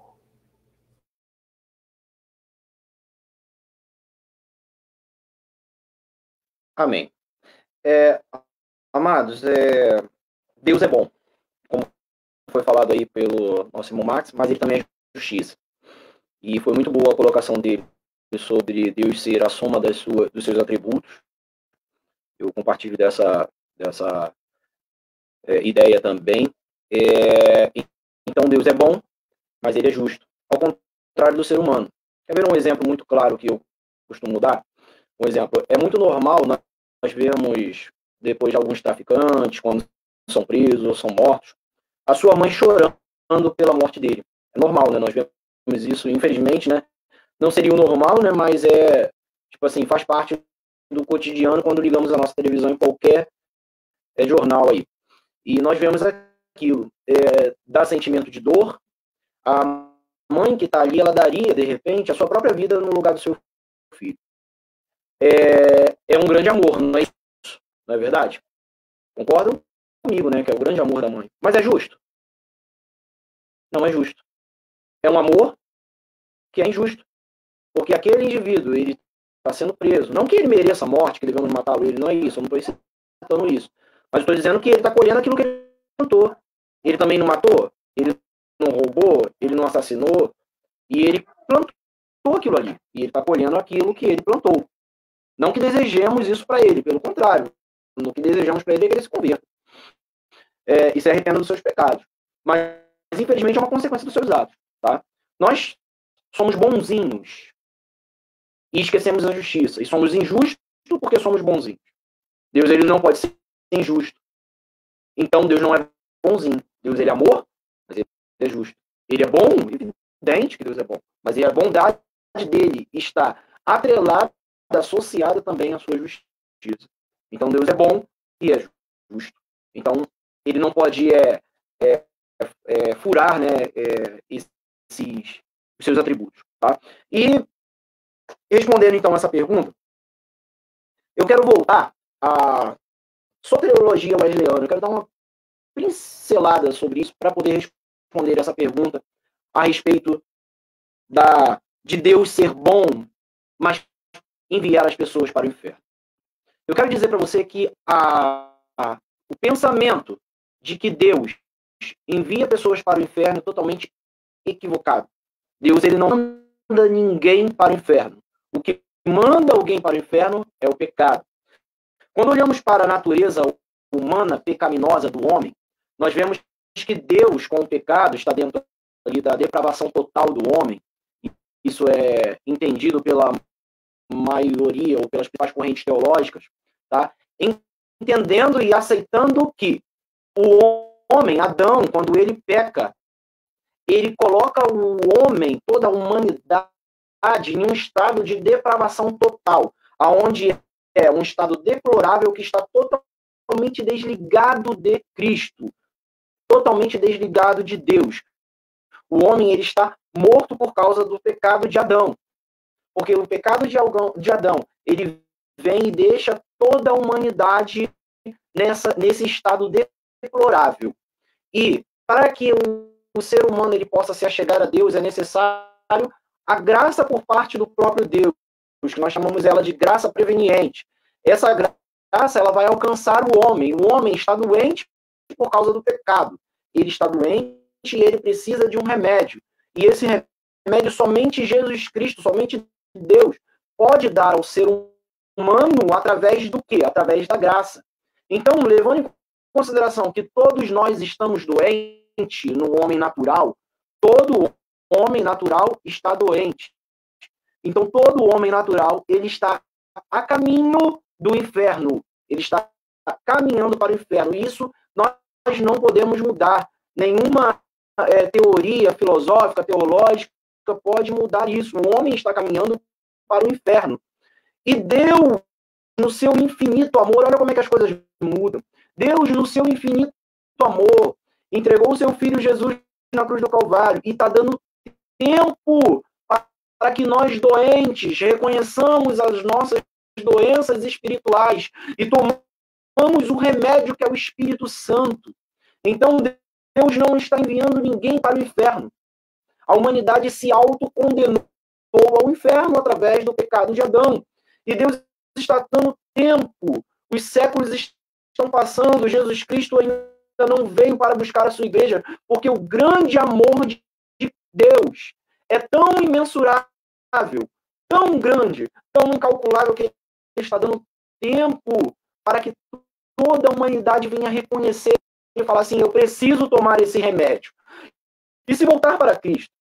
Infelizmente, amados, sabemos que muitos não irão gozar do benefício de consumir esse remédio e de receber a cura pelos seus delitos, pelos seus pecados, e através da cura conseguir alcançar os céus, as maravilhas da qual Deus tem preparado para nós.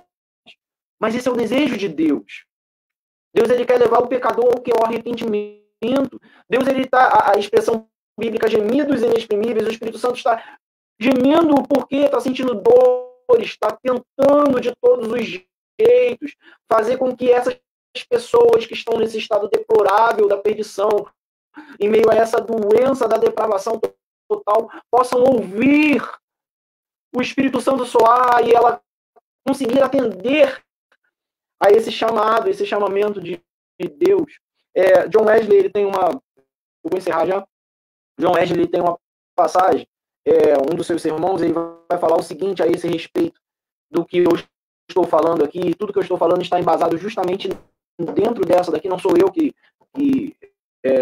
inventei isso. O que está sendo falado é John Wesley com base nas Escrituras. Olha o que John Wesley fala. Cheio de todas as enfermidades, como ele está falando da humanidade. Ele se imagina em perfeita saúde, rapidamente mergulhando em sua miséria e prisão. Ele sonha que está liberto.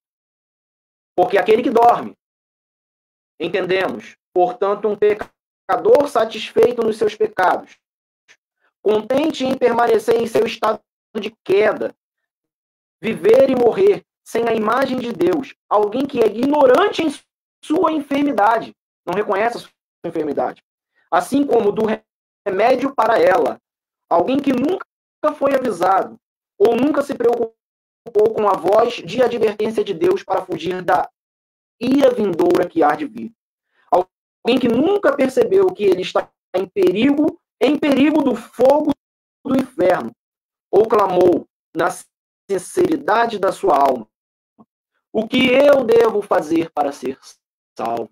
Então, amados, Deus não é mau. Deus não nos condenou ao inferno. Ao contrário disso, Deus está oferecendo gratuitamente o remédio que vai curar as nossas feridas da alma e vai nos conduzir para um reino eterno de glória com Ele nos céus. Só que, assim como dizem os alcoólicos anônimos, né? Um dos preceitos para que uma pessoa entra nos alcoólicos anônimos é o reconhecer que ela precisa de ajuda. Se ela não reconhecer que ela precisa de ajuda, não adianta todo aquele tratamento dos alcoólicos anônimos. Primeira coisa que ela tem que fazer, reconhecer: eu sou um dependente, eu sou um viciado e eu preciso de ajuda. Todo homem, ele necessita desse entendimento. Eu sou um pecador, eu estou numa depravação total, eu cheguei ao meu estado deplorável de humanidade e eu dependo desse remédio que é Cristo. Deus é a única maneira de eu conseguir me saciar e me recuperar por completo dessa minha doença natural. Obrigado, presbítero Roberto. Esclarecedor também. A interação é muito boa no nosso chat. Vamos aí ouvir Josiane. Josiane, como conciliar esta doutrina com a crença num Deus amoroso?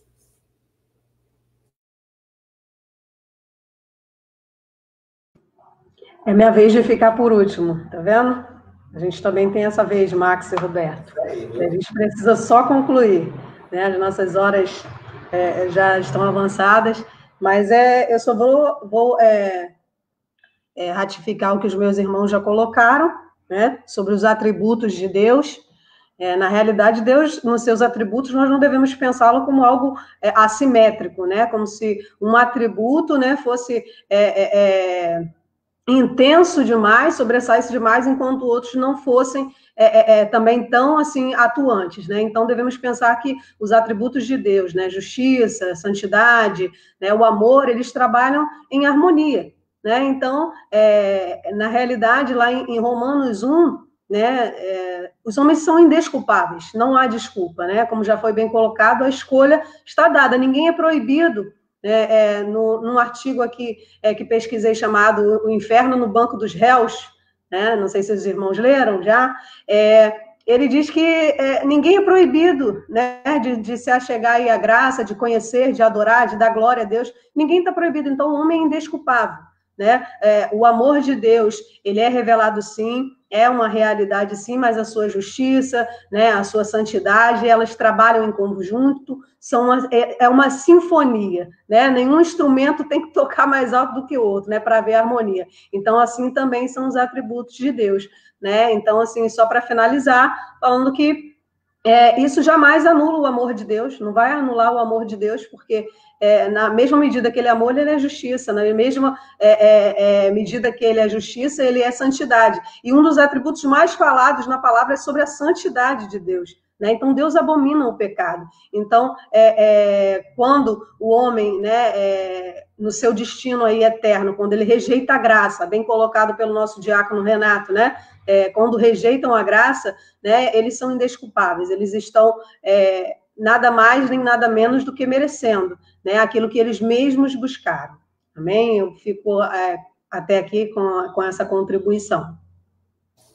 Opa. E só, Josivan, só colaborando um pouco, até esqueci, com a questão do Vitor, né, também lá em Apocalipse 14:10, né, tem um versículo ali, né, Max, bem intrigante, né, bem misterioso, né, eu gostaria de ler aqui para vocês, falando sobre, né, a presença de Deus, né, o governo de Deus também aí no...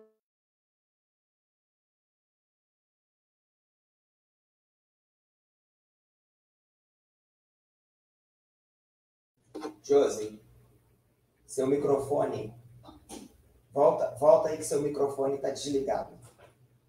Isso, volta. Foi.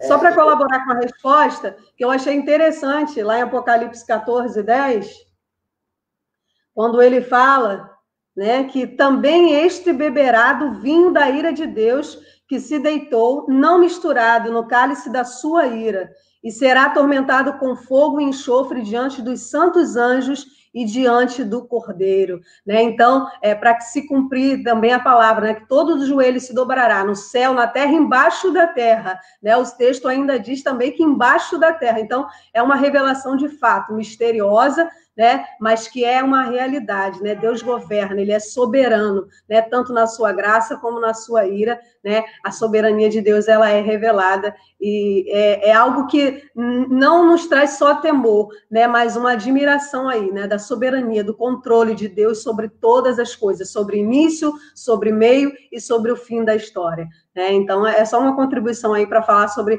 que Deus, né, governa aí. Eu não sei se o Vitor pegou, né, a citação que a gente colocou aqui sobre que Deus no inferno ele está se revelando não a sua graça, mas toda a intensidade da sua ira, né? Toda a intensidade da ira de Deus é revelada aí também nesse local de tormento eterno. Bacana. Muito bacana mesmo. Eu também quero faltam aí 8 minutos para a gente encerrar. Nós vamos ouvir aí os agradecimentos e os comentários dos nossos convidados, nossos professores, Roberto, Max e Josi. Mas antes eu quero falar, eu sei, o Max vai falar, mas eu quero endossar aqui para todos vocês. Nós estamos aqui chegamos aqui a quase 50 pessoas aqui, diretamente, mas indiretamente eu sei que a gente tem um alcance muito maior, porque essa live fica, as pessoas assistem depois. Muitas pessoas aqui nos grupos aqui da minha igreja falaram que alguns estão trabalhando e depois eles assistem. Quando chegam do trabalho, depois do culto, vão assistir a nossa aula. Então, é importante que ela fique gravada. E eu quero falar para vocês aqui do Quintal Teológico. A gente tem é sexta-feira, né, Max? Sempre às sextas, às 20 horas, não é isso? E todas as sextas-feiras, às 20 horas, nós temos o Quintal Teológico. com temas muito relevantes. Nós tivemos agora, nessa sexta-feira, pastor Eliseu Gomes, já tivemos o nosso secretário regional de Educação Cristã, Eli Bastos, tem a presença do nosso coordenador regional de EBD, Vitor, o Max também está lá, o pastor Mendes, né, Alex Mendes, eu chamo ele de Alex Mendes, mas é Alessandro, né? E, enfim. Alexandre Mendes. Então, muito bom, tivemos a presença do nosso bispo, enfim. O Max ele vai falar melhor e eu quero convidar todos vocês, na sexta-feira, às 8 horas, participarem do Quintal Teológico. É uma aula fantástica. Eu saio de lá com um aprendizado muito bom. Então, a gente tem aí bastante gente boa aí da nossa igreja que tem participado e tem nos ensinado. Então, vamos lá aos nossos professores. Roberto, seus agradecimentos, depois Max, depois Josi.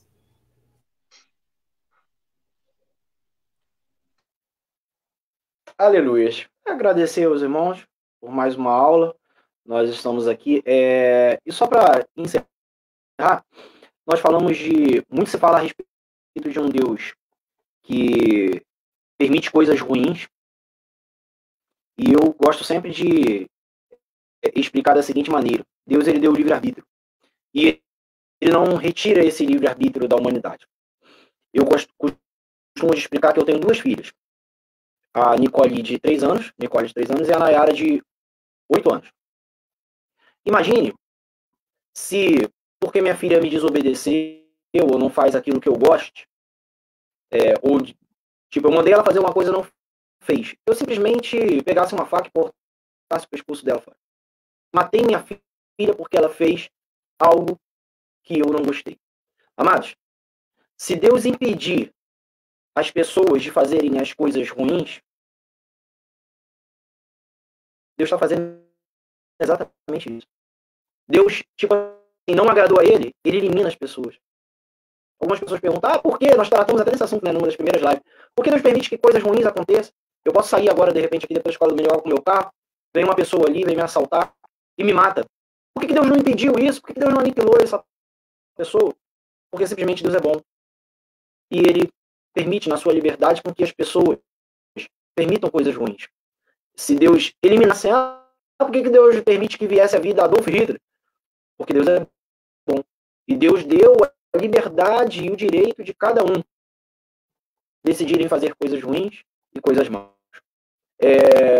Então Deus é bom e a sua infinita misericórdia, ela se estende a cada um de nós. Amém? Graça e paz a todos. Muito obrigado por tudo.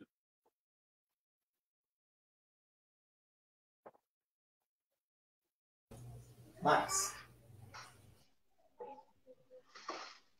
Amém. Agradecer aí mais uma vez pelo convite e pelo privilégio de estar aí com os irmãos lendo mais essa manhã. O irmão Márcio aí citou Pecadores nas Mãos de um Deus Irado, né, o famoso sermão de Jonathan Edwards. Eu vou encerrar com algumas palavras desse sermão aqui. Como o Josué falou, eu quero convidar aí vocês, então, sexta-feira, se Deus quiser, às 20 horas, estaremos no nosso quintal teológico, mais uma vez, recebendo o Miqueias Nechaif, né, que é o diretor regional de jovens aqui da primeira região. Vamos falar sobre o cristão e a filosofia. Então, não percam, vai ser muito bom, com certeza. Então, vou encerrar com as palavras aí de Edwards, que diz assim, olha, vossas iniquidades vos fazem pesados como chumbo, pendentes para baixo, pressionados em direção ao inferno pelo próprio peso.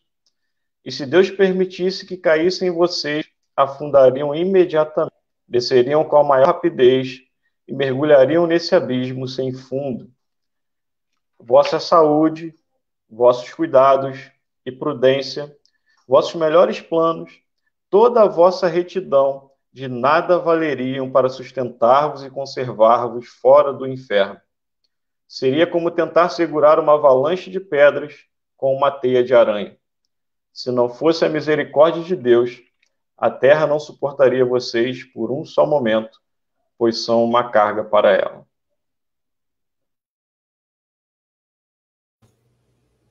Fechou aí?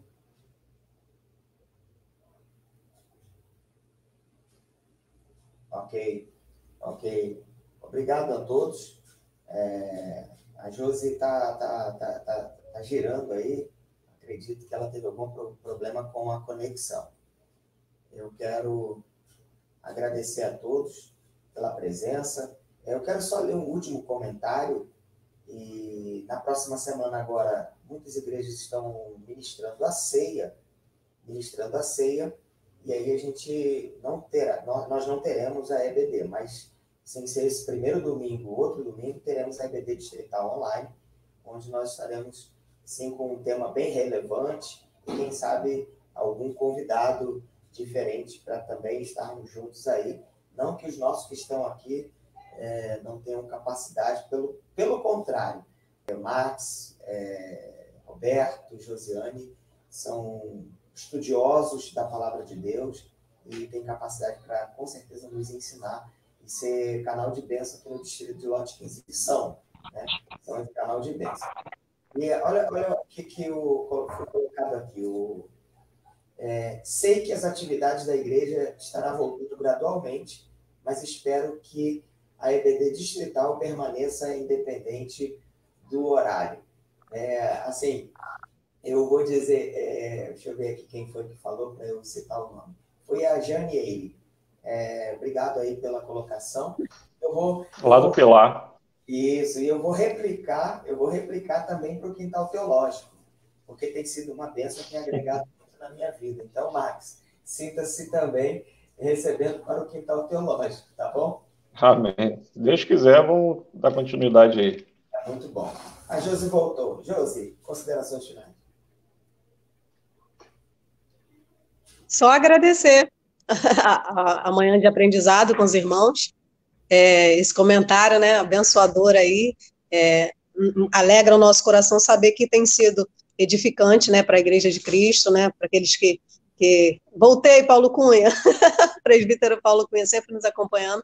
É muito bom saber que a gente pode contribuir aí para o crescimento, né, espiritual aí dos nossos irmãos em relação à palavra de Deus, né, as verdades bíblicas, e não deixe de pregar, não deixe de falar sobre, né, a realidade, né, que espera aqueles que rejeitam aí a graça de Cristo. É uma doutrina bem pertinente no Evangelho, real, urgente, né, está às portas aí, tem que ser pregada, porque quando finalizar, né, quando você fechar seus olhos, meu querido, né, não haverá nenhuma chance, né, de você responder positivamente à graça de Deus. Então, o tempo de responder é hoje, né, o tempo de salvação é hoje, o tempo de crer no Evangelho, né, e ser salvo é hoje, né. Então, fica com essa palavra. Eu agradeço a presença dos meus irmãos aí em suas casas, né, nos ajudando aí nessa escola que tem sido maravilhosa, de fato.